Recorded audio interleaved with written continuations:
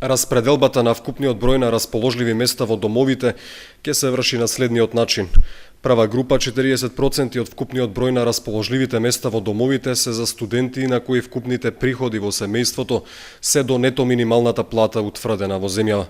И тоа студенти, деца без родители и родителска грижа, деца со посебни потреби, деца корисници на социјална парична помош и постојана парична помош, деца на самохран родител, деца на невработени родители и деца на корисници на надоместок по основ на престанок на работен однос од деловни причини.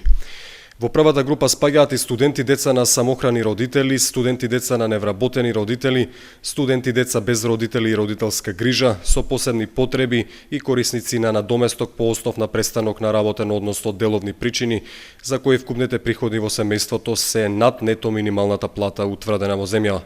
Втора група 25% од вкупниот број на расположливите места во домовите се за студенти кои постигнале особено висок успех во учењето.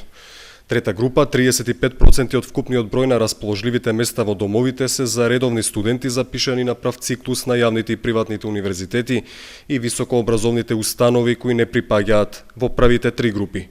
Од вкупниот број расположливи места во студентските домови, 20% се обезбедуваат за студенти кои за прв пат ќе бидат запишани на прв циклус на јавните и приватните универзитети и високообразовни установи во Македонија.